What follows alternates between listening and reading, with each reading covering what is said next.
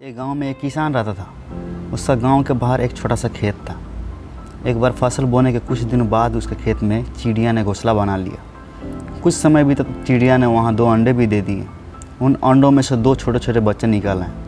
वो बड़े मज़े से उस खेत में अपना जीवन गुजारने लगे। कुछ महीने बाद फसल कटाई का समय आ गया। गाँव के सभी किसान अपने खेतों की फसल की कटाई में लग गए। अब चिड़िया और उसके बच्चे का वह खेत छोड़कर नए स्थान पर जाने का समय आ गया था। एक दिन खेत में चिड़िया के बच्चे ने किसान को यह कहते हुए सुना कि कल फसल की कटाई के लिए अपने पड़ोसी से पूछूंगा और उसे खेत में भेज दूंगा। यह सुनकर चिड़िया के बच्चे बहुत परेशान हो गए। उस समय चिड़िया कहीं गई हुई थी।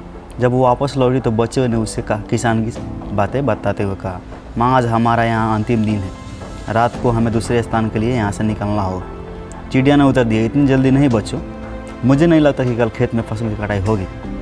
चिड़िया की बातें सही हुई। दूसरे दिन किसान के पड़ोसी खेत में नहीं आया और फसल की कटाई न हो सकी। शाम को किसान खेत आया और खेत को जैसा कहते ऐसा देख बुदबुदाने लगा कि ये पड़ोसी तो नहीं आया, ऐसा करता हूँ कि कल अपने रिश्तेदार को भेजता हूँ। चिड़िया के बच्चों ने फिर किसान की बात सुन ली और परेशान हो गए।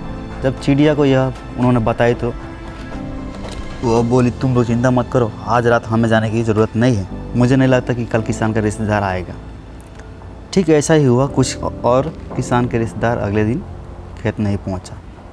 चिड़िया के बच्चे हैरान थे कि उनकी माँ की कही हर बात सही कैसे हो रही है। अगली शाम जब किसान खेत में आया तो खेत वहीं जी स्थित बुदबुदाने लगा कि ये लोग तो कहने के बाद भी कटाई के लिए नहीं आए।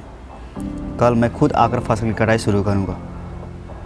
चिड़िया के बच्चों ने किसान की ये बातें सुन ली। अपनी माँ को जब उन्होंने बताया तो वह बोली, बच्चों अब समय आ गया है खेत छोड़ने का, हम आज रात ही ये खेत छोड़कर दूसरी जगह चले जाएंगे। दोनों बच्चे हैरान थे कि इस बार ऐसा क्या है जो माँ खेत छोड़ने को तैयार है।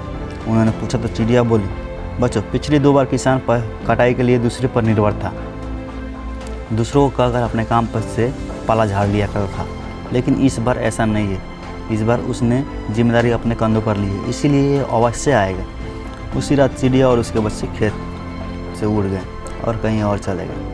तो दोस्तों, इस कहानी की से सीख हमें यही मिलती है, दूसरों की सहायता लेने में कोई बुराई नहीं है, किंतु यदि आप समय पर काम शुरू करना चाहते हो और चाहते हो कि समय पर काम पूरा हो जाए तो उस काम को जिम्मेदारी स्वयं लेनी होगी। दूसरे भी उसी को करते हैं जो खुद की मदद करता है।